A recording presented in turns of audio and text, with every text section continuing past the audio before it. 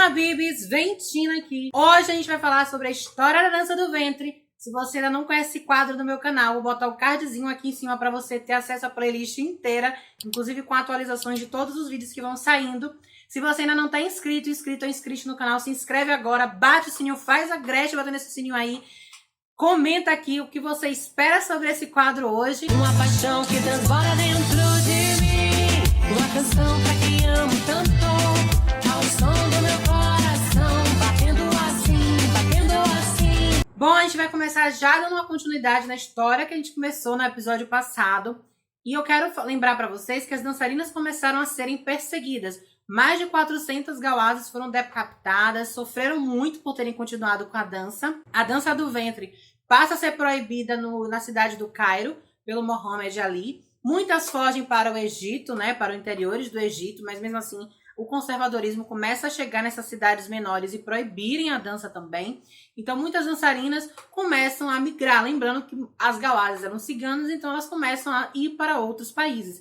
Assim também como as abalins, que viram nessa situação toda, né, esse preconceito, perder o prestígio, o status social, elas vão viajar para a Europa e para o resto do mundo em busca de um novo lugar para começar a sua profissão. Então, a partir desse momento, as dançarinas precisam sair do Egito.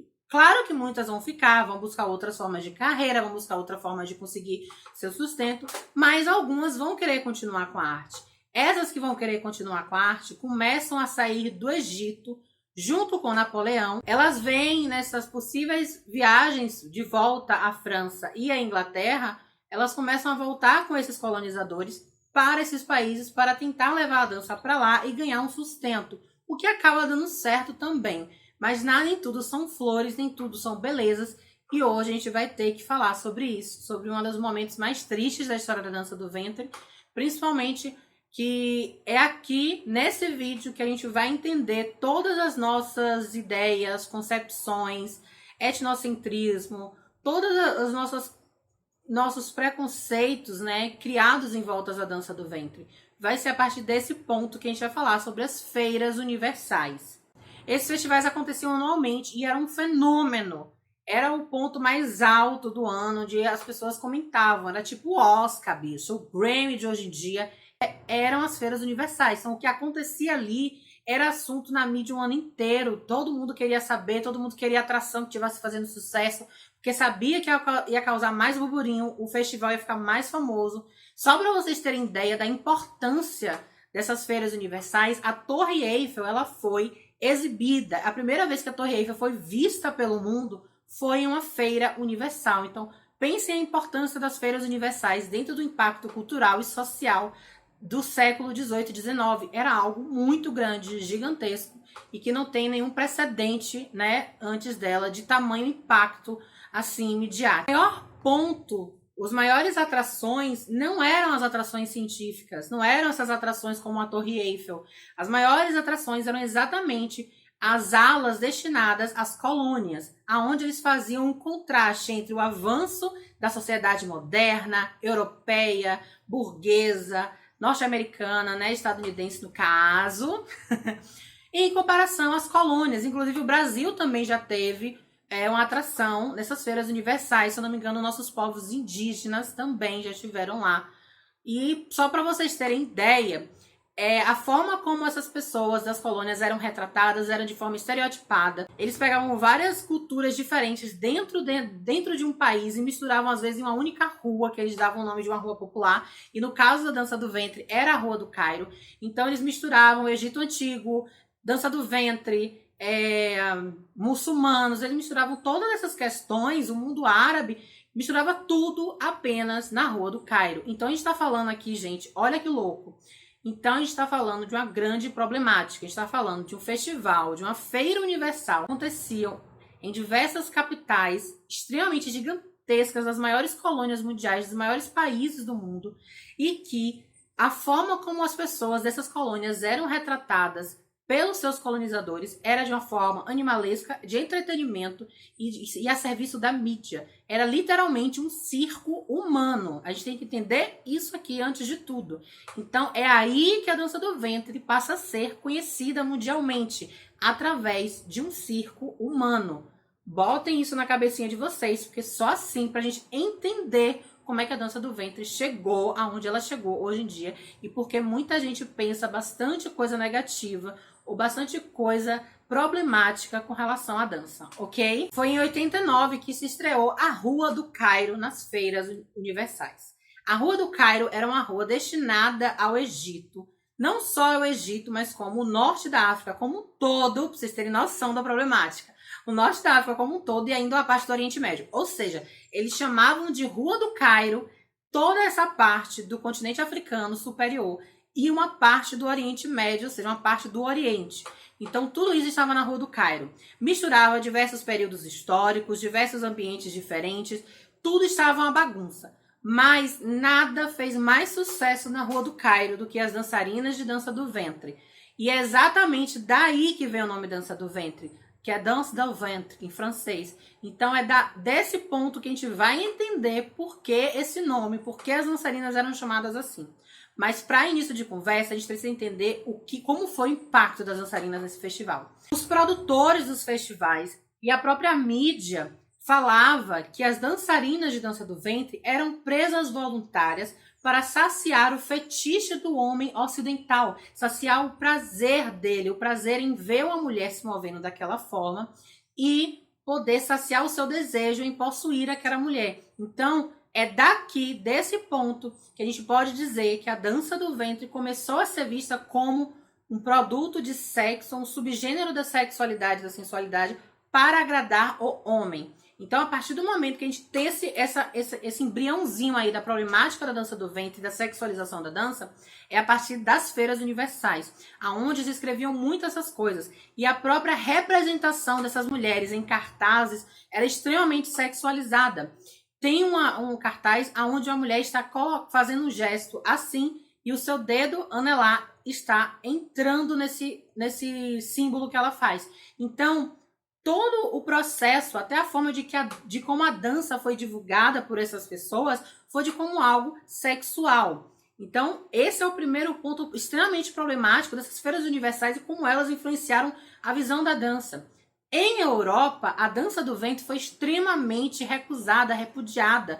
Ela foi altamente criticada pelos conservadores, aonde chamavam essas danças como vulgar, sujas, e eles diziam que os figurinos eram muito confusos, feios, os movimentos eram imorais, então tudo isso estava cercando a dança do ventre. Então pensa, você tem de um lado a sexualização, que vai ser retratada inclusive em pinturas, poesias, músicas e tudo que estiver envolvendo a dançarina da dança do ventre. Então, a partir do momento em que eles sexualizam, eles começam a não só sexualizar, mas retratar em pinturas, em poemas, em livros, uma visão orientalista do que era a dança do ventre. Isso é muito perigoso. Por que eu estou falando que isso é muito perigoso? Porque é nesse processo do orientalismo que nós vamos criando ideais imaginários de como deveriam ser essas mulheres naquela época. E muitas das pessoas veem certas pinturas, como eu vou estar passando aqui agora, como se fosse uma realidade. E não é. Tudo isso é a visão do homem colonizador europeu sobre corpos de mulheres que praticavam uma arte. Só que, pelo ser uma arte não tradicional do seu país, eles viam como um convite sexual.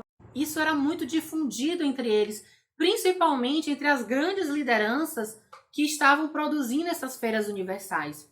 E outra coisa, lembram o que eu falei sobre a Rua do Cairo retratar todo o norte da África e o Oriente Médio?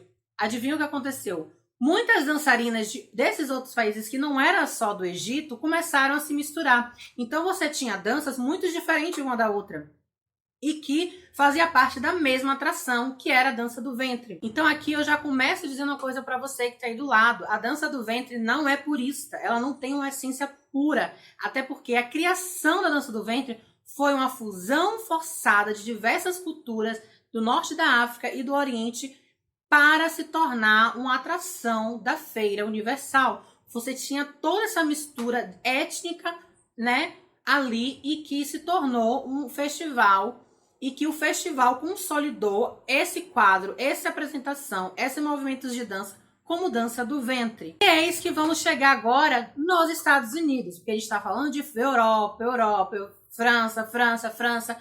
Então, assim, a gente entendeu que os europeus tiveram uma visão bastante conservadora, em sua grande maioria retalharam o evento, acharam um absurdo, imoral, porém, destaque aqui, era a atração de maior sucesso em território europeu. Os europeus sabiam que a dança do ventre era extremamente rentável. E o Soul Bloom, ele vai indicar a Rua do Cairo para todas as outras edições, inclusive fora de Europa. Exatamente pensando que a atração Rua do Cairo faz com que todas as pessoas tenham essa curiosidade, esse desejo em querer ver, porque sim, as pessoas falavam mal e aí isso causava uma mídia muito grande em volta dessa atração e muitas pessoas em Europa iam assistir para ver se era realmente tão absurdo quanto falavam.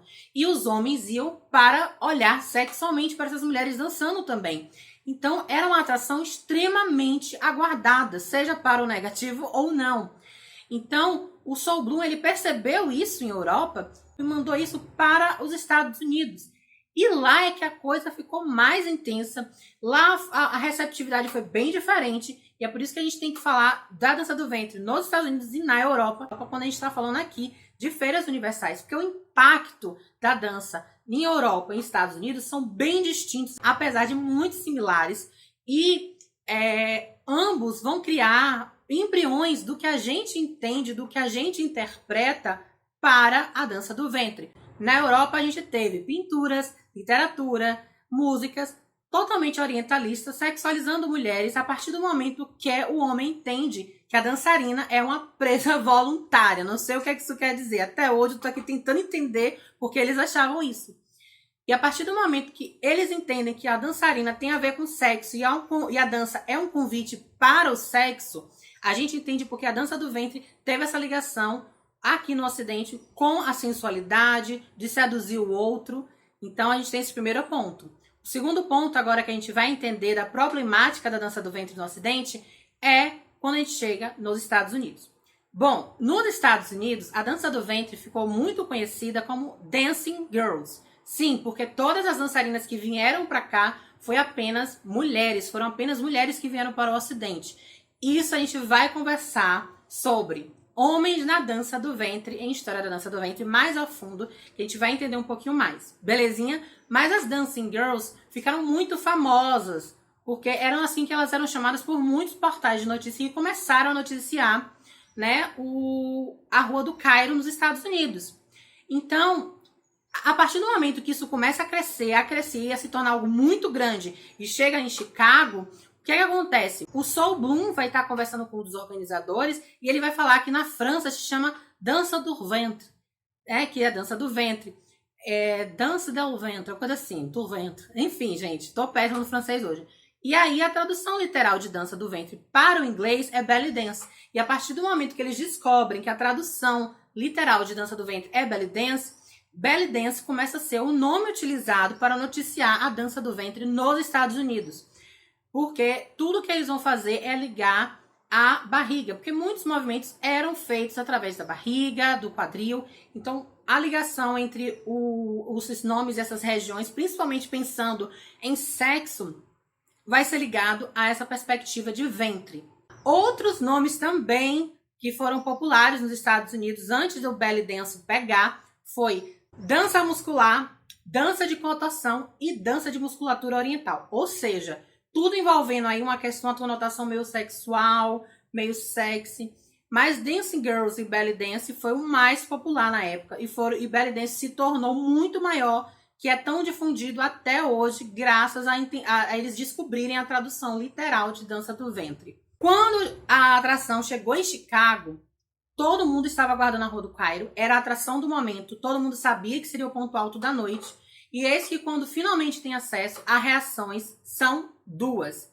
A reação mais conservadora vai ser muito parecida com a reação dos europeus, onde vão achar imoral, sujo, sexual, inadequado. Vai achar isso tudo uma questão muito tribalista da forma negativa, né? Então, eles atrelaram muito isso a uma questão do fato do sexo, do imoral, do sujo e do que é corrompido. Até porque a gente está falando de homens que sentiam desejos dessas mulheres que dançavam. Então, para eles reprimirem os seus desejos, eles culpabilizavam as mulheres por estarem dançando da tal forma com seus corpos. Então eles diziam que isso era um absurdo. Já o outro lado vai dizer que essa dança deveria ser respeitada porque faz parte de uma determinada cultura e é uma tradição. É uma dança tradicionalista. Ou seja, gente, chegamos ao ponto do orientalismo, de tradição, de antigo, de algo que é de quase que tribal, de ritualístico. Então, aqui que nasce o outro embrião da problemática da dança do ventre. Como eu falei, em Europa a gente tem um embrião da sexualização, de como a dança é vista de forma sexual, de como a dança é vista de forma pejorativamente ligada ao sexo. E em Estados Unidos, a segunda ideia que surge, duelando com a ideia da sexualização, é a ideia de que é algo tribal, tradicional, antigo e ritualístico. Então a gente não vai conseguir entender o que essa dança quer dizer. Então isso aconteceu muito, dividiu muito opiniões nos Estados Unidos. E aí nesse processo a gente teve uma caça literalmente às dançarinas nos Estados Unidos. Teve uma batida policial em uma cafeteria turca lá na Feira Universal de Filadélfia, aonde as dançarinas tiveram que parar ou elas seriam presas por elas estarem fazendo uma dança imoral. Esse foi o vídeo de hoje, eu espero que vocês tenham gostado. Comenta aqui embaixo o que você achou sobre esse vídeo, deixa seu like, compartilha aí com todo mundo que gosta de dança do ventre, que esse episódio aqui foi babado, hein, gente? Deu trabalho de coisar. Aqui embaixo vai estar o artigo que eu utilizei para fazer esse vídeo. Também quero pedir para você se inscrever no canal, bater o sininho, faz a Gretchen, meu amor, tá esperando o quê para receber essas notificações? E, né, esse foi mais um episódio. Quero agradecer a você que assistiu até aqui. Um cheiro da boneca. Tchau! Uma paixão que transborda dentro de mim. Uma canção pra